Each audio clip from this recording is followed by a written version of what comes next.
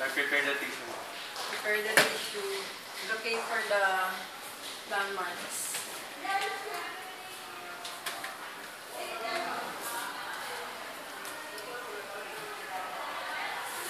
Tissue preparation, dry first the tissue and then put septic.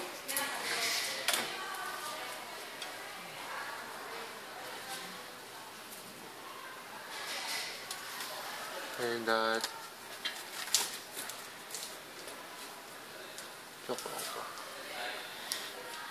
put local anise, topical,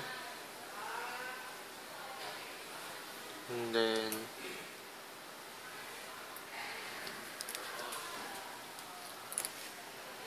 close to the door, the mouth, and wait for 1 minute to 3 minutes for the topical anesthesia to effect. Yes, Mr. Carranza. Gusto po mag-tissue prep.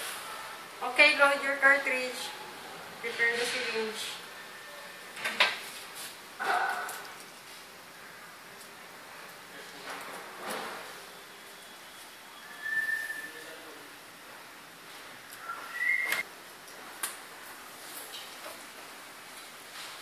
Use long needle.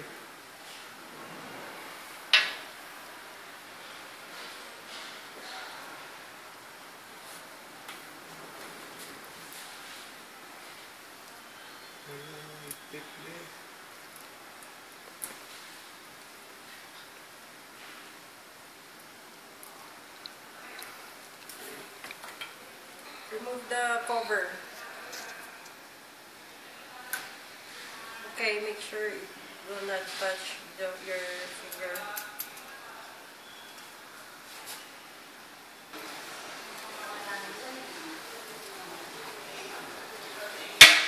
Okay. Magkwento ka.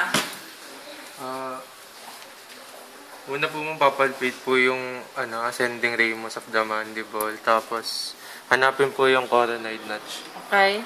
So, ito po yung ascending ramus of the mandible. Tapos, ito po yung deepest concavity. So, ito po yung coronoid notch. Okay. Then?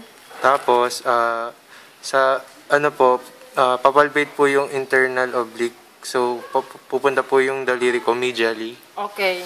And then, after ko po makapunta doon, i-retract ko po yung cheeks niya. Okay. Tapos, yung fossa, yung depression po doon, yun po yung point of insertion. Using the cotton. Ito po. Okay.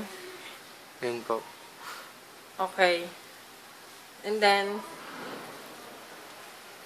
tingin niya kung yun talaga yung Ito po.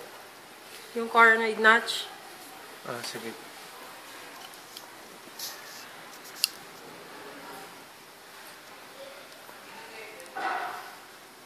Okay, proceed.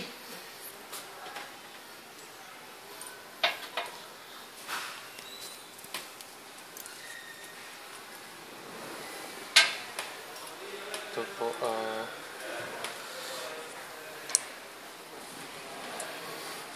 harap po sa akin yan. Okay. Sa premolar area po yung syringe. Tapos to the point of insertion.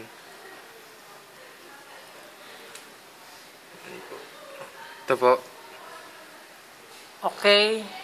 Okay. Inject.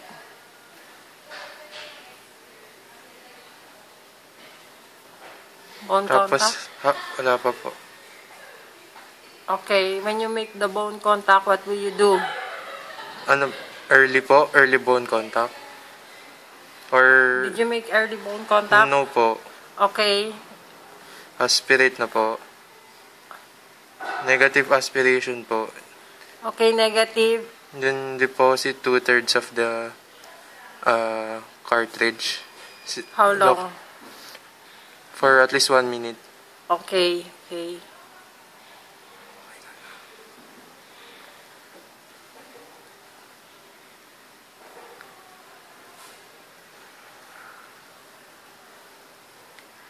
Tapos for the lingual nerve po, sug lang po ng konti.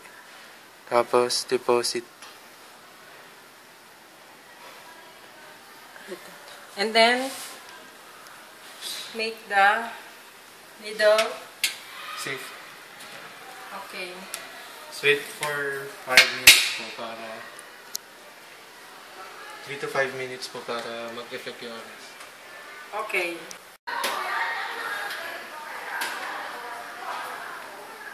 Okay na ba? Okay na po, ma.